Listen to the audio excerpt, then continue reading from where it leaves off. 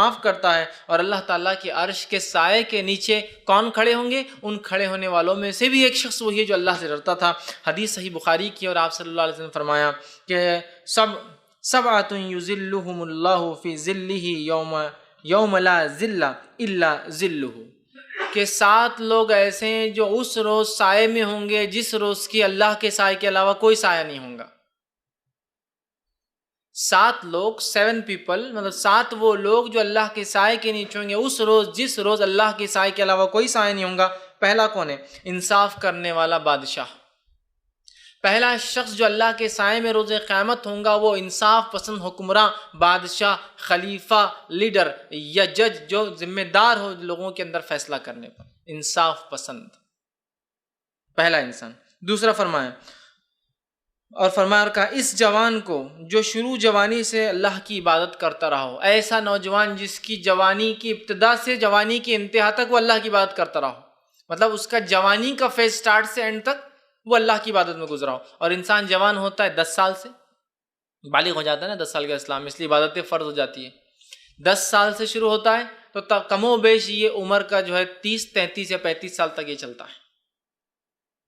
کہ سب سے حدیث میں الفاظ ہے نا، انسان جنت میں اس حالت میں جائیں گا جو دنیا میں سب سے خوبصورت تھا، اور وہ اپنی عمر کے مرحلے میں 30 سے 33 کے بیچ کی عمر ہوگی، مطلب 30 سے 33 کی عمر اس کی ایسی عمر ہوتی ہے جس عمر میں سب سے زیادہ طاقتور ہوتا ہے، اور اس کے بعد پھر ڈھلان شروع ہو جاتی ہے 33 کے بعد، بیماریاں یہ وہ ڈھلتے جاتا ہے۔ تو اسی لیے میں بھی یہ کہہ رہا ہوں کہ 10 سے لے کر کم و بیش 30، 33، 35 تک یہ پیریڈ ہے، یہ جوانی کہلائیں گا، جو کہ آپ دیکھیے 25 سال کا کم و بیش مرحلہ ہو رہا ہے۔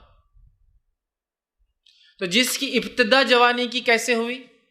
جس کی جوانی کی ابتدا ہوئی عبادت میں، اور جس کی جوانی کی انتہا مطلب اس نے اپنی ساری جوانی کو اللہ کی عبادت میں گزارا، ایسا بھی انسان جنت میں ہوگا۔ یہ بڑی اہم چیز ہے، اور آج افسوس کی بات ہے ہم نوجوان اپنی زندگیوں کو کیا کرتے ہیں؟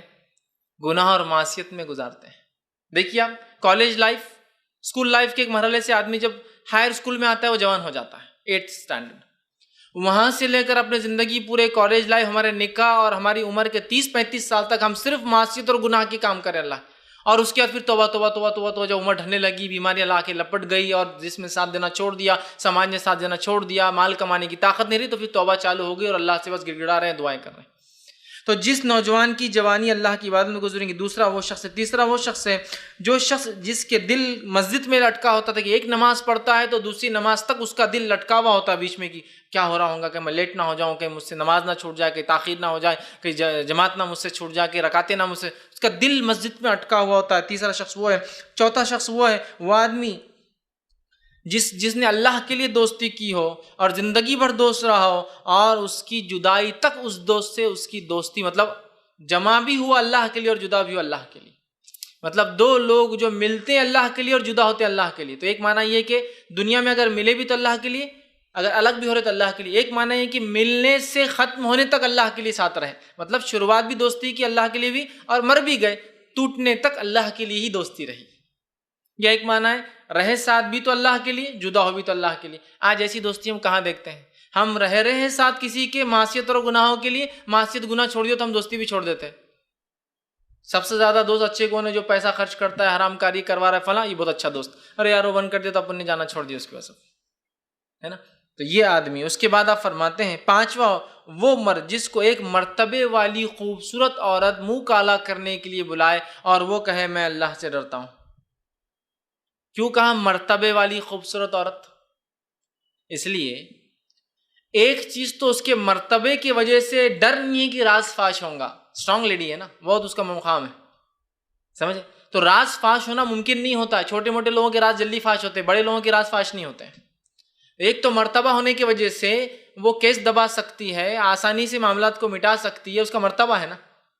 دوسرا نہ صرف مرتبہ ہے، وہ خوبصورت بھی ہے، اس میں ایک اٹریکٹیو پارٹ بھی ہے۔ ایک ڈر تو یہ کہ دنیاوی مشکل ہٹ جائیں گے اگر پکڑے بھی گئے تو، چونکہ وہ ایک بہت اونچے اثر رکھنے والی لیڈی ہے۔ دوسرا خوبصورت بھی ہے، اثر رکھنے والی خوبصورت عورت بلائے اور وہ کہے میں اللہ سے ڈرتا ہوں، اس لیے کوئی بدصورت عورت بلائے تو انسان ویسے بھی جاتا نہیں، اثر وثر نہیں تو اس کو کوئی اٹریکشن، سمجھ رہے آپ؟ تو خوبصورت بھی ہے، اثر رکھتی ہے اور بلا رہی ہے، اور یہ تب کہہ رہا ہے، حالانکہ ڈر نہیں ہے، دنیا کا ڈر نہیں، میں اللہ سے ڈرتا ہوں۔